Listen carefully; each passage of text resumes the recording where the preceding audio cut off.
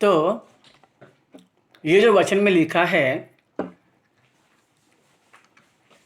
राजा खेर्स ने दूसरी शादी की एस्तेर को, और शादी करने के बाद के दिन से लेकर, स्वयंवर के दिन से लेकर आज 30 दिन हो गए हैं, वो उसके कमरे में बुलावा उसके लिए आया नहीं। और बुलावा आने से पहले कोई जाएगा वो मर जाएगा।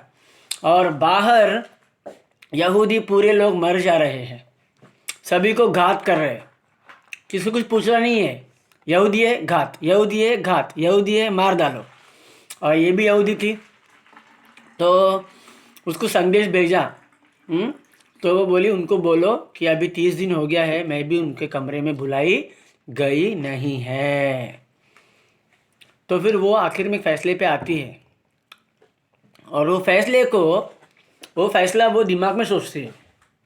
ठीक है, वो फैसला वो दिमाग में सोच लेती है, और हाथों से, क्रियाओं से करने के लिए उसको उपवास में रखती है।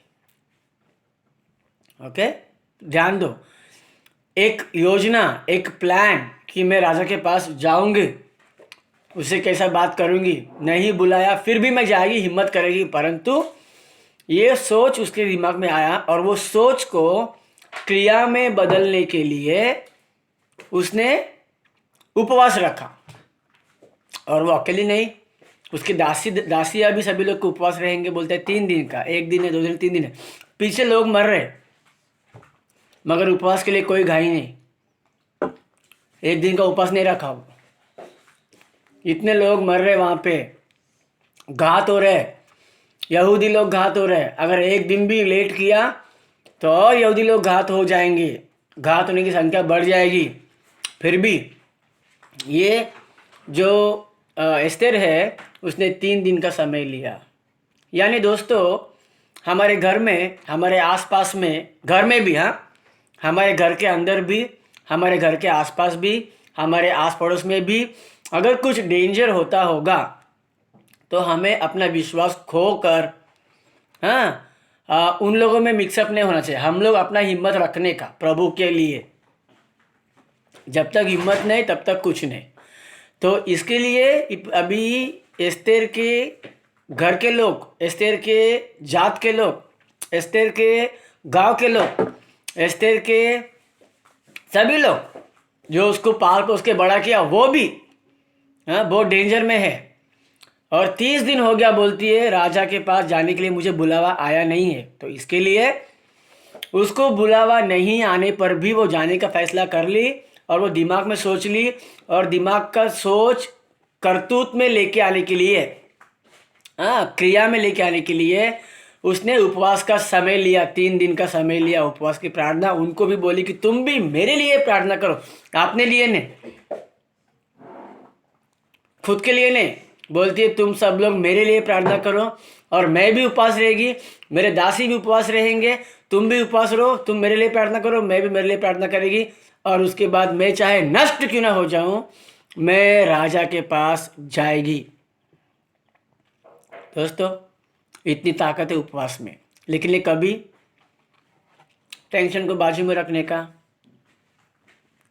अविश्वास को बाजू में रखने का, बाहर क्या हो रहा है, कितने लोग मर रहे हैं, उन सबको बाजू में रखने का, डर निकाल देने का, ठीक है, और प्रभु पे विश्वास करने का, उसके बाद उपवास रहने का बड़ी ध्यान से। फिर बाहर 2 लोग और मर रहे, मरने दो, क्योंकि हम लोग कुछ कर नहीं सकते, एस्तेर कुछ नहीं कर सकती है, वरना एस्तेर मर जाएगी। अगर एस्तेर को अभी बहुत काम करना बाकी है आगे आगे। इसके लिए प्रभु को प्रार्थना करके, उपवास रह के राजा के पास गई, वो भी जोखिम में डाल के जान को। वो मरती थी एक्चुअली, राजा उसको मारता था, उसने एक रिस्क लिया। ठीक है, तो हम लोग उपवास के समय में हम लोग टेंशन न लेते हुए चुपचाप उपवास करके, बाहर का माहौल जैसा भी हो, मौत का हो, दर्द का हो, खौफ का हो, हाँ, अविश्वास का हो, कैसा भी माहौल हो, हम अपनी भक्ति को सिद्धि प्राप्त करके लाके उपवास रह के प्रार्थना करना चाहिए, प्रार्थना करके विश्वास करना चाहिए। इस तरीके से बोली, मैं भले नष्ट हो जाऊं, चलेगा मेरे को। तो वैसे ही नष्ट तो यार लोग होते रहेंगे, ये होता रहेगा। प्रभु ने चाहा तो वो नष्ट हो जाएगा, प्रभु ने नहीं चाहा तो वो नष्ट नहीं हुआ। इस्राएली लोगों को जब वे लोग मिस्र से निकले थे, प्रभु ने बोला आसमान से मन्ना खाना बरसाया, तुम लोगों को एक एक ओमेर ले लो, सुबह तक मत रखो, वो नष्ट हो जाएगा। कोई कोई रखा, प्रभु ने बोला नष्ट हो जाएगा, हो गया नष्ट। फिर प्रभु बोलते कल के लिए भी ले लो, जो कल के लिए लिया था वो नष्ट नहीं हो गया। ये प्रभु की जुबान, प्रभु की चाहत, प्रभु की मर्जी। तो हाथ जोड़ो उसकी मर्जी को, सर झुकाओ उसकी मर्जी को। प्रभु तेरी मर्जी, तेरी मर्जी प्रभु। नष्ट हो रहा है, लोग मर रहे हैं, क्या कर रहे हैं, बस हम प्रार्थना करते हैं प्रभु करके, प्रभु से विनती कर रहे हैं। प्रभु ने कहा है मांगो तुम्हें दिया जाएगा। और प्रभु ने कहा, इतना भी कहा है कि तुम्हारा बेटा अगर तुमको मछली मांगेगा तो तुम सांप देगा क्या उसको? नहीं ना। अगर तुम्हारा बेटा तुमको रोटी मांगेगा तो पत्थर देगा उसको? नहीं ना। तो तुम्हारा परलोक पिता और कितना तुमको अच्छा देगा। तो ये क्यों तुम विश्वास नहीं करते हो? इसके लिए मांगने का, बचाओ प्रभु मांगने का, छुटकारा प्रभु मांगने का, चंगाई प्रभु मांगने का। कैसे मांगने का? उपवास में रख के मांगने का।